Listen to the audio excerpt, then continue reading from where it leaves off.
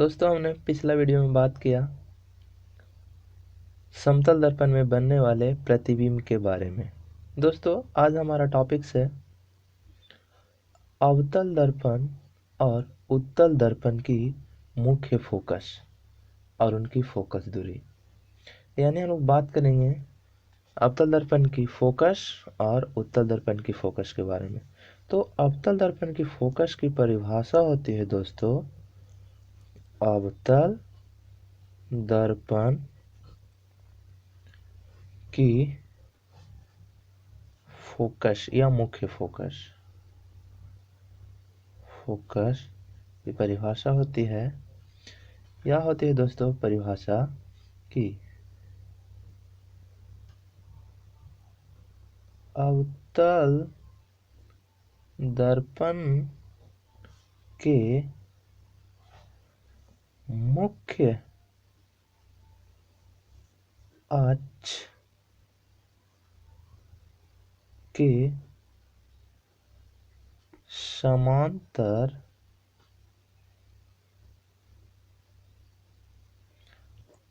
आती किरणें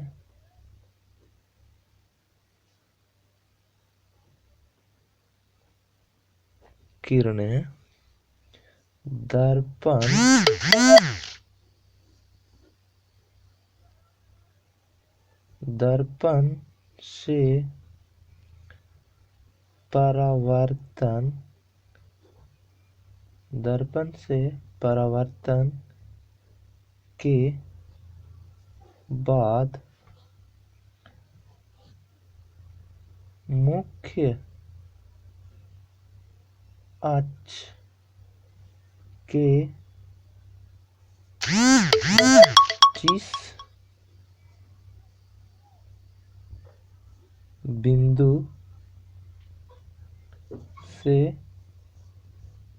गुजरती है उस बिंदु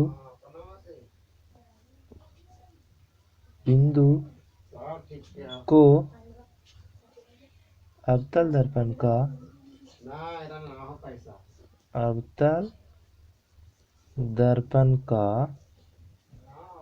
मुख्य फोकस कहते हैं या फोकस कहते हैं। मुख्य फोकस कहते हैं। तो ये हुआ दोस्तों अवतल दर्पण की फोकस की परिभाषा। अवतल दर्पण के मुख्य अक्ष के समांतर आती किरणें दर्पण से परावर्तन के बाद मुख्य अक्ष के जिस बिंदु से गुजरती है उस बिंदु को अवतल दर्पण का मुख्य फोकस कहते हैं। दोस्तों इसका फिगर बनेगा इस प्रकार से। हमने अवतल दर्पण बनाया, ये क्या है दोस्तों, अवतल दर्पण। बाहर से पॉलिश कर, आपको मैं कल ही बताया था इसके बारे में। इसके बाद दोस्तों ये है अवतल दर्पण की क्या है, ये दोस्तों मुख्य अक्ष। ये अवतल दर्पण का क्या है, मुख्य अक्ष। यहाँ पर है दोस्तों दर्पण का ध्रुव, यहाँ से कुछ दूरी पर होगी दोस्तों इसकी वक्रता केंद्र। अब दोस्तों मुख्य अक्ष के समांतर, यानी मुख्य अक्ष के समांतर इस प्रकार से किरणें आएगी। तो इस प्रकार से जब समांतर किरणें आएगी तो दर्पण से परावर्तन होकर ये यहां से गुजरेगी, इस प्रकार से गुजरेगी। तो ये जो किरण हुई गुजरने वाली, तो यहाँ पर दोस्तों कहला जाएगा अवतल दर्पण का फोकस या मुख्य फोकस।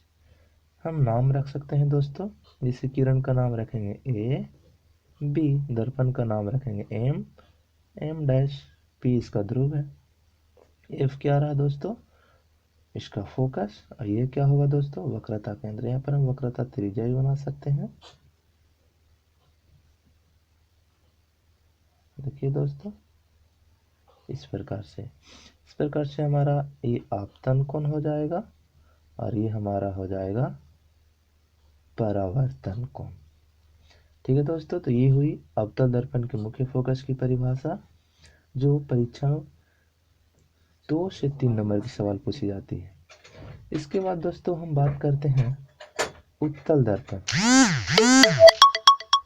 उत्तल दर्पण की मुख्य फोकस या फोकस। तो इसकी परिभाषा क्या होती है दोस्तों? उत्तल दर्पण की फोकस की परिभाषा कि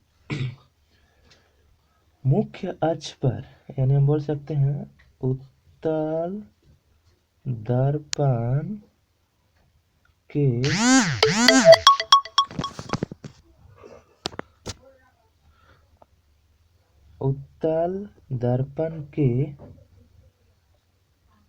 उत्तल दर्पण के मुख्य अक्ष पर वह बिंदु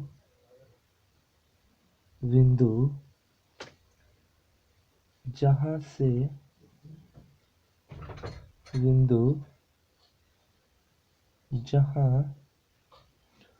मुख्य अक्ष के समांतर आती किरणें मुख्य अक्ष के समांतर आती किरणें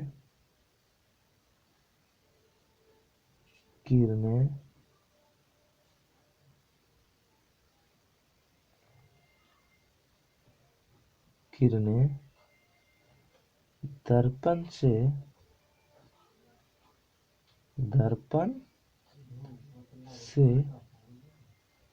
परावर्तन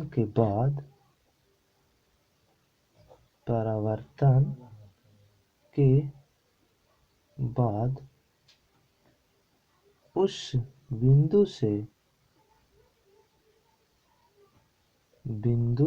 से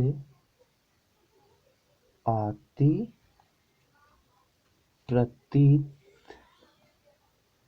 होती है, तो वह बिंदु को कहा जाता है दोस्तों उत्तल दर्पण का मुख्य फोकस। यानी दोस्तों हम इसका फिगर बनाएंगे जैसे इस प्रकार से। ये हमारा होगा, इसको अंदर से रंग देने से ये बनेगा उत्तल दर्पण। कौन दर्पण? उत्तल दर्पण। यहाँ पर हम इसका दोस्तों बनाएंगे मुख्य अक्ष।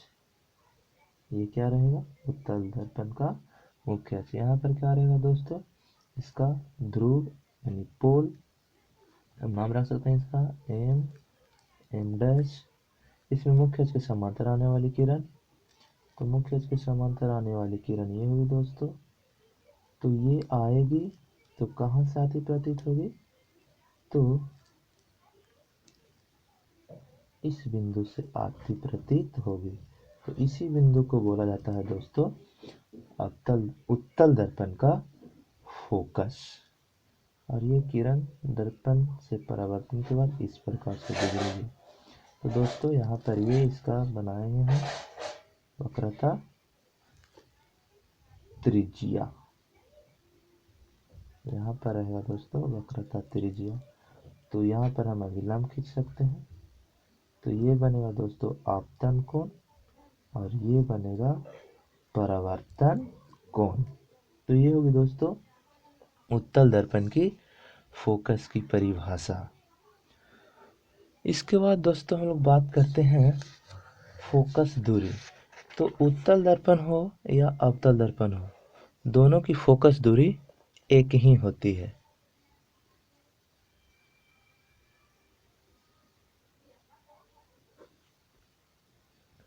फोकस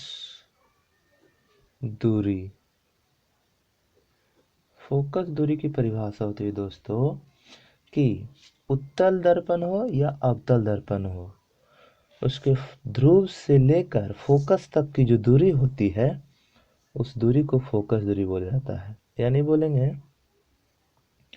दर्पण के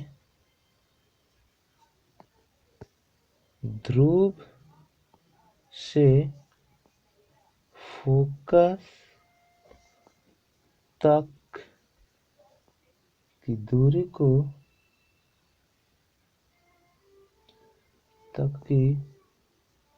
दूरी को दर्पण का फोकस दूरी कहते हैं। फोकस दूरी कहते हैं। इसे दोस्तों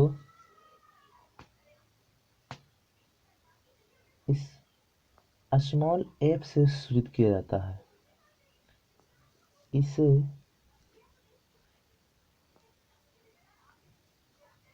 स्मॉल एफ यानी स्मॉल एफ से सूचित किया जाता है। ये है दोस्तों फोकस और फोकस दूरी। फोकस को कैपिटल एफ से सूचित करते हैं और फोकस दूरी को स्मॉल एफ से।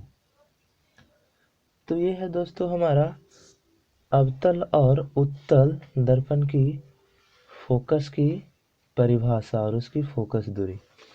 अब हम लोग दोस्तों बात करेंगे अवतल दर्पण में प्रतिबिंब के बारे में बनने के लिए। अवतल दर्पण में प्रतिबिंब बनना, तो दर्पण में प्रतिबिंब बनाने से पहले दोस्तों हम लोग बात कर लेते हैं किरण आरेख की बनावट। दोस्तों एक हमारा टॉपिक है किरण आरेख की बनावट। ये 4 पॉइंट हम लोग देखेंगे दोस्तों। 4 पॉइंट अगर समझ में आ जाएगा तो दर्पण में प्रतिबिंब बनाने के लिए बहुत ही अच्छी प्रकार से हम लोग सीख जाएंगे। पहला है दोस्तों, हमारे पास 2 दर्पण है, एक उत्तल दर्पण और दूसरा अवतल दर्पण। लेकिन पहला किरण आरेख क्या कहेगा कि जब किरण मुख्य अक्ष के समांतर आती हो, यानी बोल सकते हैं मुख्य अक्ष के समांतर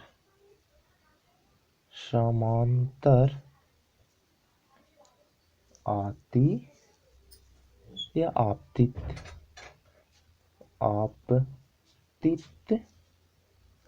किरण क्या होगा।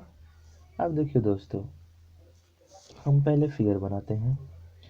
एक फिगर बनाते हैं अवतल दर्पण की। एक कौन से दर्पण का फिगर बनाते हैं? अवतल दर्पण। और एक बनाते हैं दोस्तों उत्तल दर्पण की। एक दोस्तों हमने बनाया अवतल दर्पण और एक बनाया उत्तल दर्पण।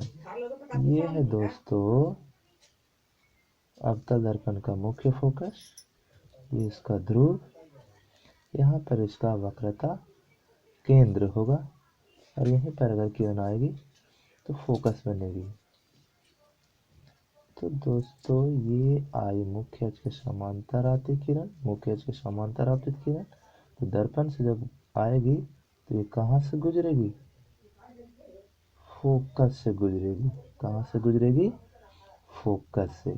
याद रखिएगा दोस्तों कि जब दर्पण में किरण, अवतल दर्पण में किरण मुख्य अक्ष के समांतर आती है तो दर्पण से परावर्तन के बाद कहाँ से गुजरती है? फोकस से गुजरती है। ये इसका वक्रता त्रिज्या, ये आपतन कोण और ये परावर्तन कोण हुआ। तो मुख्य अक्ष के समांतर आती किरणें दर्पण से परावर्तन के बाद फोकस से गुजरती है। अब हम लोग दोस्तों ये अवतल दर्पण, अवतल दर्पण, उत्तल दर्पण की बात करते हैं। उत्तल दर्पण, तो ये उत्तल दर्पण है। ये इसका क्या है दोस्तों? मुख्य अक्ष। मुख्य अक्ष, यहाँ पर ध्रुव, अब देखिए दोस्तों, ये मुख्य अक्ष के समांतर आने वाली किरण, देखिए तो मुख्य अक्ष के समांतर आ रहा है किरण, तो ये तो दर्पण से परावर्तन के बाद इस प्रकार से गुजरेगी, लौटेगी। तो इसमें हम लोग बोलेंगे दोस्तों कि उत्तल दर्पण के मुख्य अक्ष के समांतर आती किरण फोकस से आती हुई प्रतीत होती है। कहाँ से आती हुई प्रतीत होती है? फोकस से आती हुई प्रतीत होती है। ये दोस्तों बनेगा इसका वक्रता त्रिज्या, और यहाँ वक्रता केंद्र। यहाँ पर हम लोग बना सकते हैं दोस्तों आपतन कोण ये, और ये परावर्तन कोण। तो ये है दोस्तों उत्तल दर्पण और अवतल दर्पण के मुख्य अक्ष के समांतर आने वाली किरणें कहाँ से गुजरती है। तो पहला हमने बात किया अवतल दर्पण में कि मुख्य अक्ष के समांतर आएगी तो फोकस से गुजरेगी, और उत्तल दर्पण में मुख्य अक्ष के समांतर आएगी तो कहाँ से आती प्रतीत होगी? फोकस से आती हुई प्रतीत होगी। ये पहला डायग्राम था दोस्तों। दूसरा डायग्राम है दोस्तों, दूसरा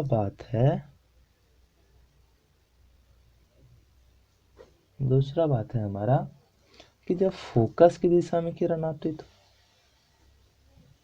जब किरण कहाँ हो? फोकस की दिशा में आपतित हो। जब फोकस की दिशा में किरण क्या हो? आपतित हो, तब कहाँ से गुजरेगी? तो फिर से हम बनाते हैं दोस्तों अवतल दर्पण और उत्तल दर्पण। ये है दोस्तों हमारा अवतल दर्पण। कौन सा दर्पण है दोस्तों? अवतल दर्पण। और ये है दोस्तों हमारा उत्तल दर्पण। कौन सा दर्पण? उत्तल दर्पण।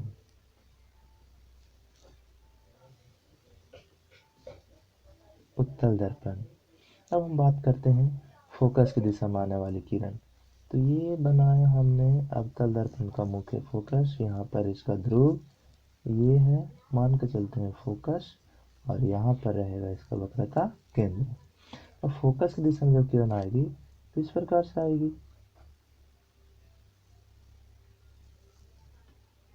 यहाँ से दर्पण से परावर्तन होगी। तो ये दोस्तों किरण इस प्रकार से गुजरेगी या लौटेगी। देखिए दोस्तों, फोकस की दिशा में जब किरण आ रही है तो ये मुख्य अक्ष के समांतर हो जा रही है। किसके समांतर हो जा रही है? मुख्य अक्ष के समांतर। तो हम लोग बोल सकते हैं कि अवतल दर्पण में फोकस की दिशा में आने वाली किरण दर्पण से परावर्तन के बाद मुख्य अक्ष के समांतर हो जाती है। इसमें हम दोस्तों बना सकते हैं आपतन कोण, परावर्तन कोण। तो ये देखिए दोस्तों, इसका अभिलंब कहें या त्रिज्या कहें, ये रहेगा हमारा दोस्तों आपतन कोण, और ये रहेगा परावर्तन कोण। ये अवतल दर्पण था। अब हमारा उत्तल दर्पण है, तो इसका ये हमने बनाया मुख्य अक्ष। यहाँ पर दोस्तों हम जानते हैं ये होता है दर्पण का ध्रुव। अब इसका फोकस मान के चलते हैं दोस्तों यहाँ पर, और इसका वक्रता त्रिज्या या वक्रता केंद्र यहाँ पर। अब देखिए दोस्तों, फोकस की दिशा में आने वाली किरण, तो फोकस की दिशा में आने वाली किरण दोस्तों इस प्रकार से आएगी। फोकस की दिशा में इस प्रकार से आएगी। दोस्तों फोकस की दिशा में आपतित किरण, फोकस की दिशा में आपतित किरण दर्पण से परावर्तन के बाद उत्तल दर्पण में भी मुख्य अक्ष के समांतर लौटती है या जाती है। देखिए दोस्तों, ये मुख्य अक्ष के समांतर लौट रही है। यहाँ पर हम इसका बना सकते हैं वक्रता त्रिज्या, और ये बनेगा दोस्तों ये आपतन कोण, और ये इसका परावर्तन कोण। तो हमने दोनों बात में देखा, दोनों से दर्पण में, कि फोकस की दिशा में जब आती है किरणें, फोकस की दिशा में किरणें जब आती है तो दर्पण से परावर्तन के बाद कहाँ गुजरती है, मुख्य अक्ष के समांतर। इसमें भी हमने उत्तल दर्पण में भी देखा कि जब किरण फोकस की दिशा में आपतित होती है तो मुख्य अक्ष के समांतर हो जाती है। और पहला पॉइंट में हमने देखा कि जब किरण मुख्य अक्ष के समांतर आ रही थी तो वो फोकस से गुजर रही थी। तीसरा है दोस्तों हमारा किरण आरेख। तीसरा किरण आरेख है वक्रता केंद्रक दिशा में आपतित किरण। वक्रता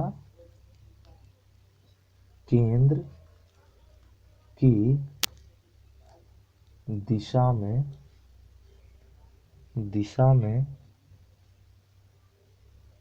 आपतित किरण। तो इसके लिए भी दोस्तों हम दो फिगर बनाते हैं, एक उत्तल दर्पण का, एक अवतल दर्पण का।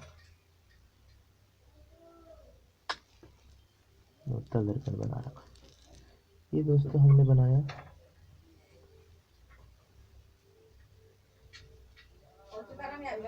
अवतल दर्पण। ये कौन सा दर्पण बनाया, अवतल दर्पण। देखिए दोस्तों ये अवतल दर्पण का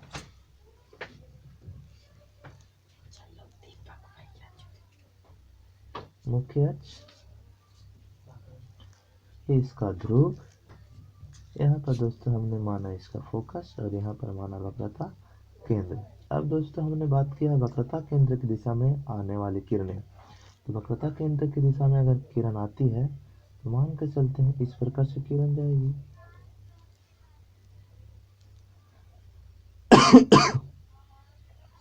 किरण जब जाएगी तो देखिए दोस्तों ये लंबवत सीधा जा रही है। तो वक्रता केंद्र की दिशा में जब किरणें आपतित होती है तो जिस पथ पर आती है उसी पथ पर लौट जाती है। ये कौन से दर्पण में देख रहे हैं दोस्तों, अवतल दर्पण में। कौन सा दर्पण है, अवतल दर्पण। कि वक्रता केंद्र की दिशा में आने वाली किरणें जिस पथ पर आएगी उसी पथ पर लौट जाएगी। इसमें अभिलंब भी यही होगा और इसी में बनेगा हमारा आपतन कोण भी और परावर्तन कोण भी। अब हम लोग देखते हैं दोस्तों उत्तल दर्पण में। उत्तल दर्पण में देखने के लिए दोस्तों हम बात करते हैं इस प्रकार से। ये हमारा होगा उत्तल दर्पण, इसे हमने अंदर से रंग दिया। ये होगा उत्तल दर्पण का मुख्य अक्ष। अब दोस्तों हमने बात किया वक्रता केंद्र। तो वक्रता केंद्र तो यहाँ पर इसका फोकस और यहाँ पर इसका वक्रता केंद्र। तो ये होगा इसका वक्रता केंद्र की बात। तो इस प्रकार से दोस्तों ये किरण भी आएगा और इसी पथ पर लौट जाएगा उत्तल दर्पण में भी। तो हमने देखा दोस्तों कि वक्रता केंद्र के दिशा में जब किरण आती है, चाहे उत्तल दर्पण हो चाहे अवतल दर्पण, तो जिस पथ पर आती है उसी पथ पर लौट जाती है। अब हम लोग चौथा पॉइंट इसमें बात करते हैं दोस्तों किरण आरेख में।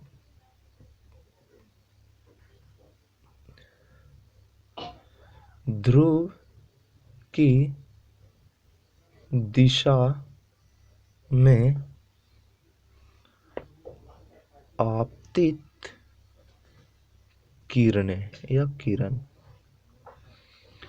इसके लिए भी हम दर्पण बनाते हैं दो दोस्तों। एक दर्पण हमारा रहेगा अवतल, जिसे हम बाहर से पेंट कर देंगे, और एक हमारा दर्पण रहेगा उत्तल। अब देखिए ये हमने दो दर्पण बनाया, ये है हमारा उत्तल दर्पण और ये है हमारा अवतल दर्पण। देखिए दोस्तों ये है अवतल दर्पण की मुख्य अक्ष। यहाँ पर हमने बोला ध्रुव, यहाँ पर इसका होगा इसका फोकस और यहाँ पर हमने माना इसका वक्रता केंद्र। हमने बात क्या किया दोस्तों किरण आरेख में कि ध्रुव की दिशा में आने वाली किरण, तो यहाँ पर आएगी। ध्रुव की दिशा में जब किरण आती है तो जितना डिग्री कोण के साथ आपतित होगी उतना ही डिग्री कोण के साथ क्या होगी, परावर्तित होगी। ये है दोस्तों ध्रुव की दिशा में आने वाली किरण का किरण आरेख, कि जितना डिग्री कोण के साथ आपतित होगी उतना ही डिग्री कोण के साथ क्या होगी, परावर्तित हो जाएगी। यानी जितना डिग्री कोण बनाते हुए आएगी उतना ही डिग्री की कोण बनाते हुए क्या हो जाएगी, लौट जाएगी। हम बात करते हैं दोस्तों उत्तल दर्पण में। तो उत्तल दर्पण में भी उसी प्रकार से होगा। ये रहेगा उसका ध्रुव और ये रहेगा उसका फोकस और ये रहेगा वक्रता केंद्र। तो इसमें भी जितना डिग्री कोण के साथ आपतित होगी, जितना डिग्री कोण के साथ आपतित होगी उतना ही डिग्री कोण के साथ क्या होगी, परावर्तित होगी। यानी हम बना सकते हैं यहाँ पर कि आपतन कोण, ये परावर्तन कोण। तो ये है 4 दोस्तों हमारे किरण आरेख उत्तल दर्पण और अवतल दर्पण में, और इसे समझ के ही हम लोग बनाएंगे दर्पण में प्रतिबिंब। तो दोस्तों मैं आशा करता हूँ कि इतना आपको समझ में आया होगा। हम लोग आगे सीखेंगे अवतल दर्पण में प्रतिबिंब के बनाने के बारे में। तो दोस्तों आपको अगर वीडियो अच्छी लगी हो तो इसे लाइक करें, चैनल को सब्सक्राइब करें और शेयर करें। थैंक्स। जय हिंद दोस्तों।